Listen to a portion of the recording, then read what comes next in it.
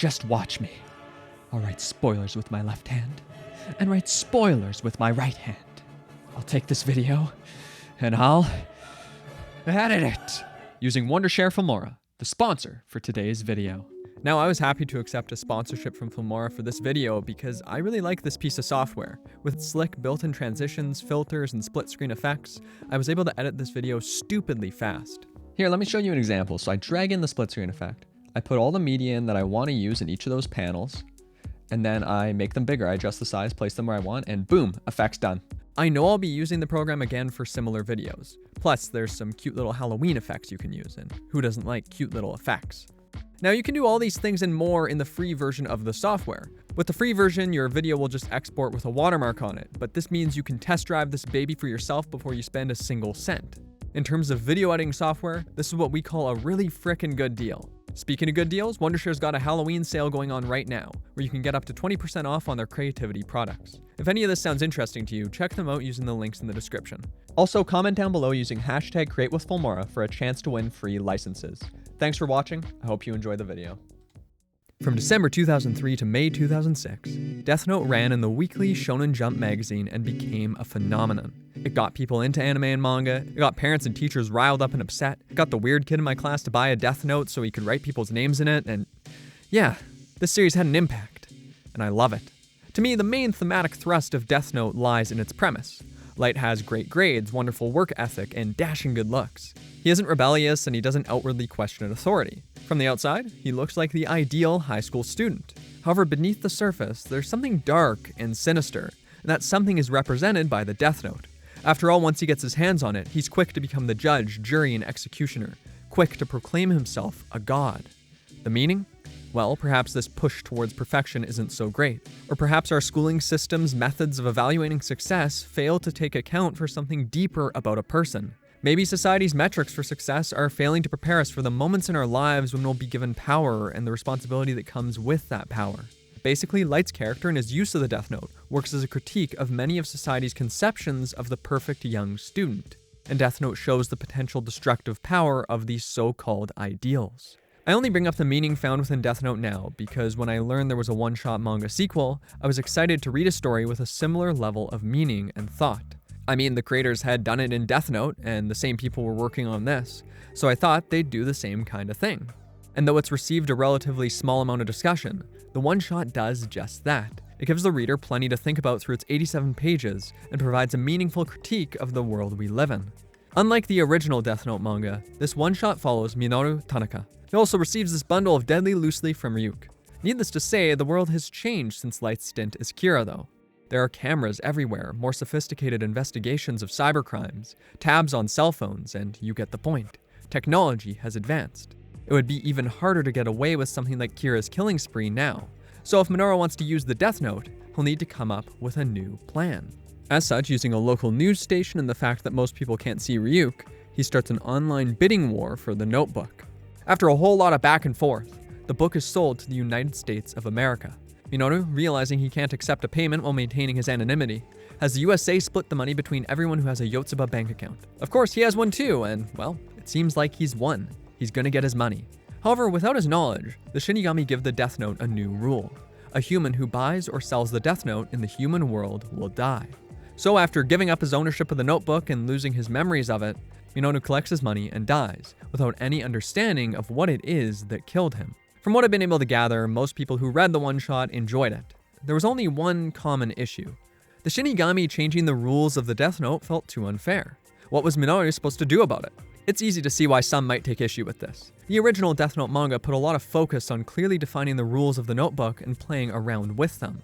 If those rules randomly changed during the story, well, that would have felt like a swift kick in the balls, and I do not mean that in a good way.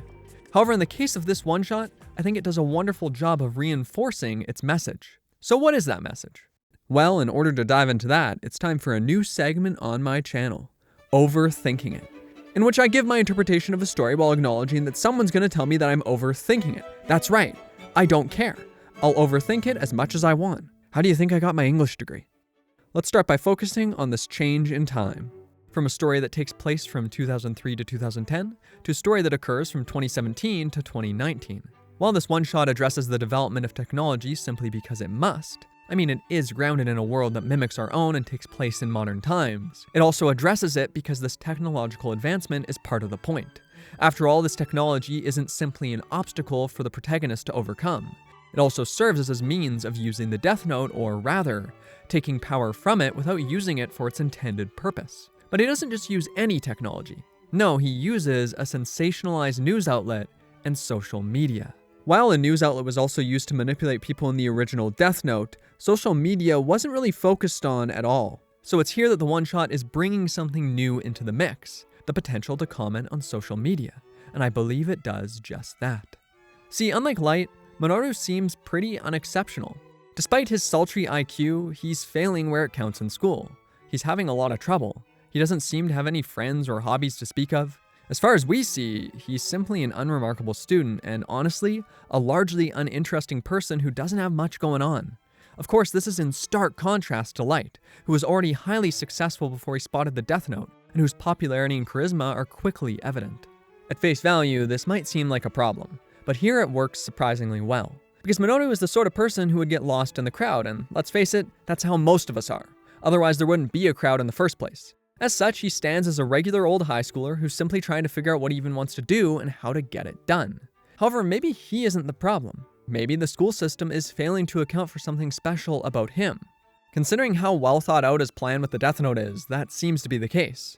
So by turning to a relatively new system of power and potential, by turning to social media, Minoru is able to break free from the constraints of the schooling that's failed him and make something of himself. He's able to show his full potential.